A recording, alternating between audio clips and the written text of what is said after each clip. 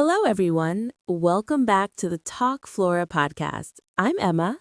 And I'm Jack. We are so happy you're here with us today. If you're listening to this, it means you want to get better at English. And honestly, you're already doing the work just by hitting play. Exactly. Today is all about two things that every learner struggles with: listening and speaking. Specifically, how to improve them every single day without feeling like you're doing boring homework.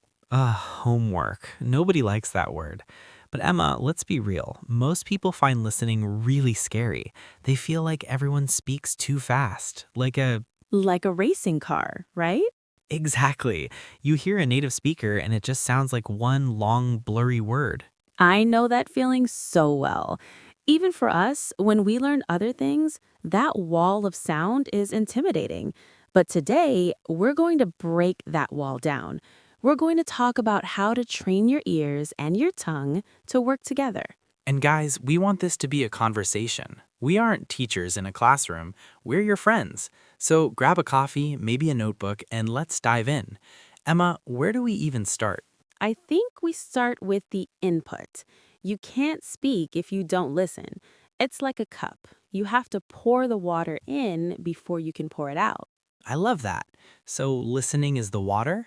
Precisely. But here's the mistake people make. They try to listen to things that are too hard. Jack, if I try to listen to a lecture about quantum physics in another language, I'm going to give up in 5 minutes. I'd give up in English too. Exactly. So for our friends at Talk Flora, the first rule is find something you almost understand. We call this comprehensible input. If you understand about 70% of it, that's the sweet spot. That makes so much sense, because if it's too easy, you're bored. If it's too hard, you're frustrated. But 70%, that means you can guess the other 30% from the context. Yes, and that's how your brain actually learns. It loves solving little puzzles. So, Jack, what's your favorite way to practice listening passively? Oh, passive listening is a game changer. That's when you have English playing in the background while you're doing something else, like washing the dishes or walking the dog. Does that really work, though, if you aren't focusing? It does. It's about the music of the language. You start to hear the rhythm. You hear where the words start and stop. Even if you aren't writing down every word, your brain is getting used to the sounds. It's like immersion at home. I agree. I always tell people to put on a podcast, like this one, while they cook dinner. Don't worry if you miss a sentence because you're chopping onions. Just let the English wash over you. Wash over you. That's a beautiful way to put it. But wait, we also need active listening, right? Oh, absolutely. Active listening is the workout. This is when you sit down for maybe just 10 minutes, you listen to a short clip, maybe 1 minute of a movie or a YouTube video, and you really dissect it. Like a scientist. Yes, you look for the connected speech. For example, Jack, how do we say, "What are you going to do" in real life? We don't say, "What are you going to do?" We say, "What you gonna do?" Right. What you gonna do? If a learner is only looking for the textbook version, they will never hear the real version. So active listening is about finding those shortcuts native speakers use. That is such a good tip. I remember a student once told me they thought gonna was a special type of food because they heard it so much, but never saw it in their grammar book. That's hilarious, but it's true. Real English is messy. It's full of ums and ahs and shortened words.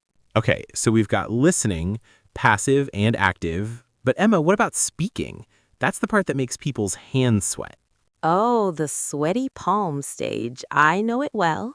Here's the secret, Jack. You don't need a partner to practice speaking. Wait, really? People think they need to find a native speaker or move to London to practice speaking. Nope, you can practice right now, in your room, alone. Have you ever heard of shadowing? I have, but tell our listeners how it works. It sounds a bit mysterious. It's simple. You listen to a native speaker. Let's say you listen to Jack say a sentence.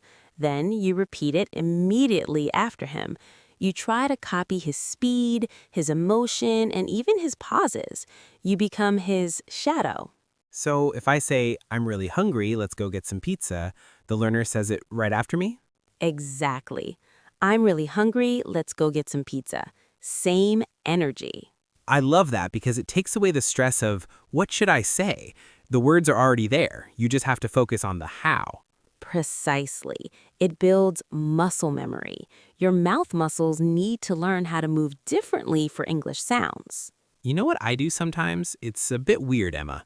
Tell me, we love weird tips. I talk to myself all day. I narrate my life like I'm in a movie. Like, Jack is now opening the fridge. He is looking for the milk. Exactly. Oh, we are out of milk. I should go to the store. Where are my keys? Ah, there they are. It sounds silly, but it forces your brain to stay in English mode. It's not silly at all. It's actually one of the best ways to bridge the gap between knowing English and using English.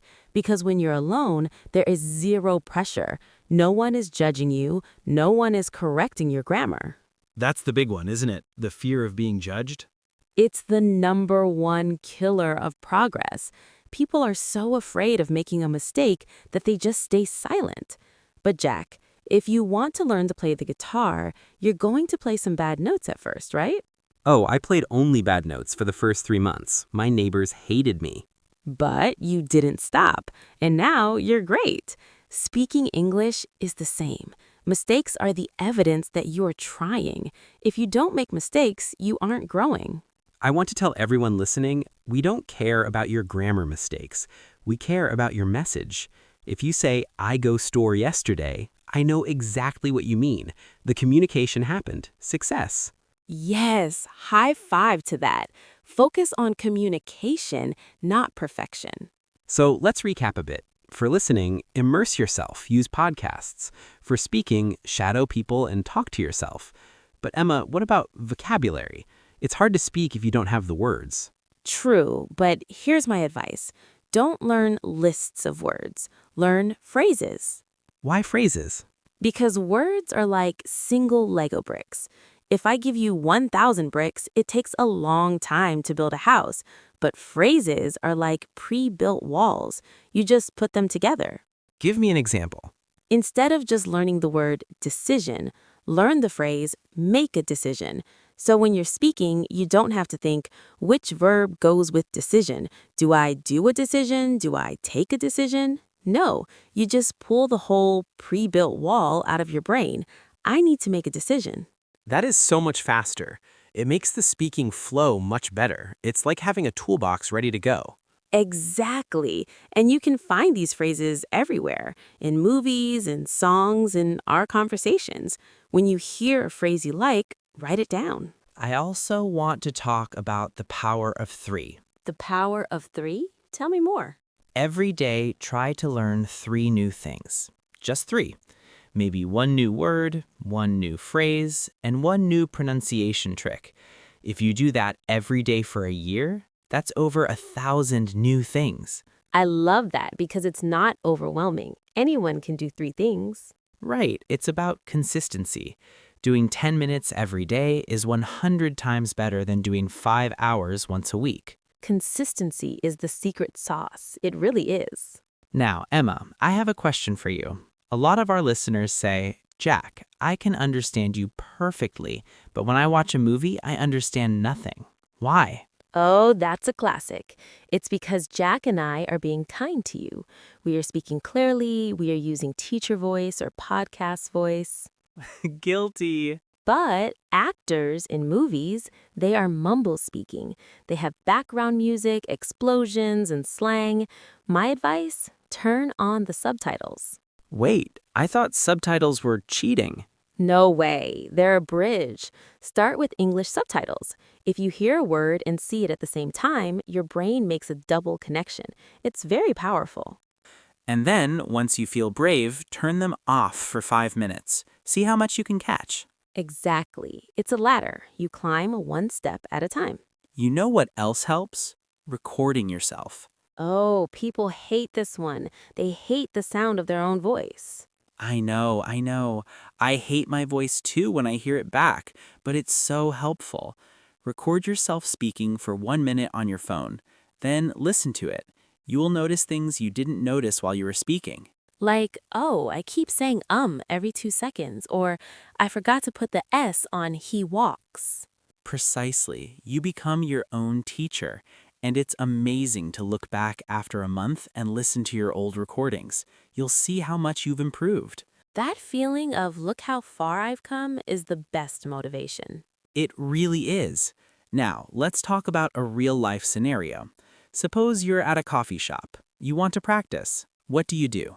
Don't just say, coffee, please. Use it as a chance to speak more. Say, hi, how are you today? I'd like a medium latte, please. Oh, and can I have some extra sugar?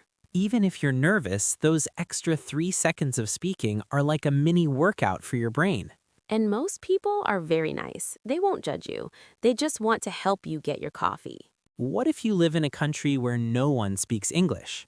Then the internet is your best friend. Join a community.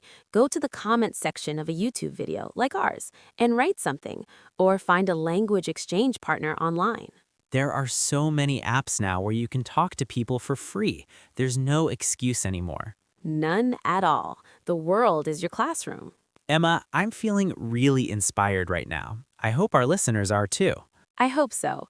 Remember, everyone started exactly where you are. Even the most fluent speakers once struggled to say hello. It's a journey. It's not a race. You don't have to be perfect tomorrow. You just have to be a little bit better than you were yesterday. I love that. A little bit better. So, here is our challenge for you today. Yes, you, the person listening right now. What's the challenge, Jack? I want you to go to the comments of this video. Write one thing you did today to practice English. Did you talk to yourself? Did you shadow a sentence? Did you listen to this podcast? Oh, I love that. Let's create a practice wall in the comments. And if you're feeling brave, write one phrase you learned from us today. We promise to read them and give you some love. We are your biggest fans. Truly, your progress makes us so happy. Before we go, Jack, do you have one last piece of golden advice? Golden advice. Okay, here it is. Smile while you speak. Smile? Why? Because when you smile, your face relaxes. When your face is relaxed, the words come out easier. Plus, if you're smiling, you feel more confident, and people respond to that energy. That is actually brilliant. It's a brain hack. Exactly. Try it. Speak with a smile, even if you're just talking to your cat. Your cat will think you're very friendly. My cat already thinks I'm a bit crazy because I talk to her in English all day. What you gonna do, kitty? You want some treats? Exactly. All right, everyone. We have covered so much today. Listening, speaking, shadowing, recording, and the power of a smile. You have the tools. Now you just have to use them. Don't forget to subscribe to Talk Flora so you never miss a lesson with us. We have so many more tips coming your way. And remember, you're doing great. Don't give up. We believe in you. We really do. Thank you for spending your time with us today. It means the world. Until next time, keep listening, keep speaking, And keep being awesome. Wait, Emma, I just thought of one more thing. You always have one more thing, Jack. What is it? The mirror trick. Oh, tell them. This is a classic. If you're feeling shy, stand in front of a mirror and watch your mouth as you speak. It helps you see if you're making the right shapes for the sounds, like the th sound or the r sound. Yes, watching your own mouth can help you fix pronunciation mistakes before they become habits. Plus, you get to see how cool you look speaking English. You're so vain, Jack. Hey, confidence is 50% of the battle. It really is. Okay, now we are actually leaving. Okay. Bye for real this time. Bye-bye.